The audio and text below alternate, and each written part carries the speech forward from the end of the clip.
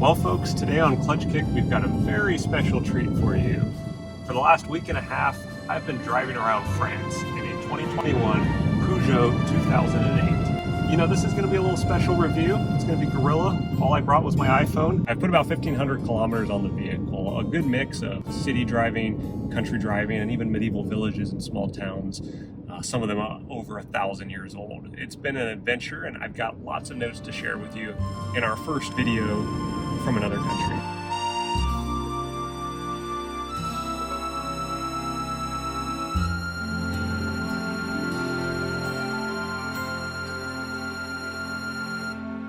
One of the most unique steering wheels that I've ever felt. This thing is flat bottom and flat top, and the whole steering wheel sits below the gauge cluster.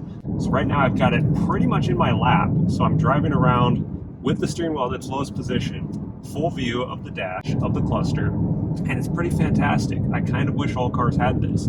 Fixed paddle shifters, they are stuck to the actual steering column. That's kind of weird. I haven't seen one of those since the Infiniti G35. So as you're making rotations, it's kind of hard to tap the paddles, but I can live with that. I do love the way the dash is laid out. You've got a center screen that's aimed directly towards the driver. Very driver friendly. With that said though, the bane of our existence at Clutch Kick, navigation and climate control all built into one. You cannot adjust the climate control without using the touchscreen. So you have to get into a menu, tweak the settings, and then exit back to your navigation or CarPlay.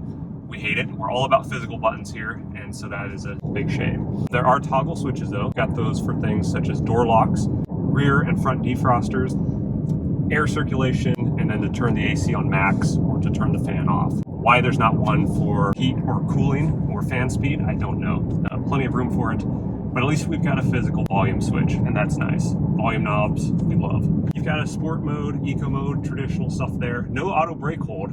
This vehicle could really use an auto brake hold, especially in Europe where you're always in stop and go traffic. Right now I'm driving through the countryside. Google Maps is taking me on some squirrely routes to our next hotel. We're in a 2-week stay over here, and I'm driving from Paris down to Bordeaux and then back up again. Handling is terrible. It's atrocious. It's sloppy. It bounces. It's making my wife nauseous anytime we turn or change lanes. Horrible suspension. Just hate it. Absolutely hate it. Acceleration is sluggish in everything but sport mode. Lots of lag. It's got 8 gears. It's always in the wrong gear. It's either too low or too high. And the paddle shifters don't seem to work properly. So when I downshift, it'll hold a gear, but there's no way to manually put it back into automatic, if that makes sense. Usually you hold the right paddle shifter and puts it back into full auto. This one doesn't, and just kind of you have to wait for it to kick back in and engage the auto again. Very strange stuff. So steering feel, it's very sloppy. It's a rack that firms up at higher speed, but at low speed, there's a lot of play in the wheel. It's all over the place. Very soft steering. I believe sport mode seems to make it a little firmer, but doesn't do enough, so not quite enough there. We've got a pretty nice laid out cabin. The seats are pretty firm, not very great. No lumbar support. The headrests have been poking into my head for the last 10 days, so that's been kind of miserable. Neither my wife nor I have enjoyed these seats very much, especially for the long amounts of time we've been in this car. The car does this weird incessant beeping thing, and maybe it's just France. I don't know. I've tried to figure it out. I've gone through every toggle in the system here to turn off all the alerts and warnings, but it'll loudly beep. It'll throw an exclamation mark on the dash, and it'll just stay there. And then it'll beep to go away, and then it'll come back on. I know France has radar speed, and they warn you on the signs if radar speed zones are coming. A lot of speed traps here, but sometimes it just comes up for no rhyme or reason. So if you're one of our European viewers and you know why it's doing that, please leave a comment below. because I would really like to know why this car has been chirping at me for the last week and a half incessantly. So the tachometer works counterclockwise, which is kind of neat. Stats for kilometers to empty are really strange. It'll go for miles without adjusting or updating. In fact, it said 720 kilometers to empty for about 100 kilometers before it finally made a change. So that's a little unnerving when you're running out of fuel and you don't actually know how many kilometers or miles to empty. It's got a really nice feature with the proximity key, so you can just walk away, it'll lock, and as you approach the vehicle, it unlocks. You don't have to touch the handle, you don't have to touch a button. The headlights on this car are fantastic. There's a little manual switch here where you can increase or decrease the beam, so you can send it further down the road or bring it back. Good cornering lamps, good fog lights, full LED. Originally, I had wanted their electric. I was looking at their little electric hatchback. Decided not to go with that just because of the range anxiety. I drive a Hyundai Kona electric at home, and the charge infrastructure is just not quite there in the States yet. Thought Europe would be a little bit more built out, but I did read a lot of reviews on some of these more rural chargers that there's issues. And I didn't want the nightmare scenario where I'm in a foreign country with a language I don't fully understand, trying to figure out how to plug in and charge my Peugeot.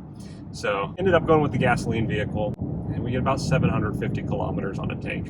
The lane keep assist on this car is very aggressive, but not very good. So it doesn't hold center to a lane very well, but it will make sharp adjustments to the point of like trying to steer you off of the road.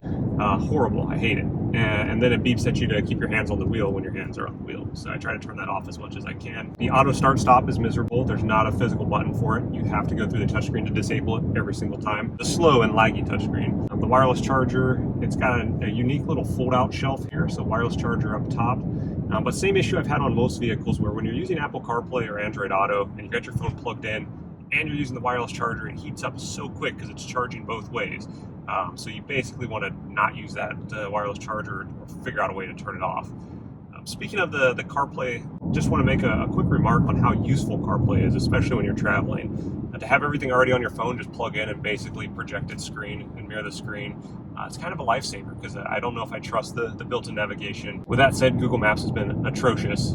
It's some of the worst navigating I've ever had it do for me. We decided not to use Apple Maps. I don't think my wife would let me use Apple Maps out here. We've had enough issues with it in the States. I enjoy it. I think it works pretty well most of the time.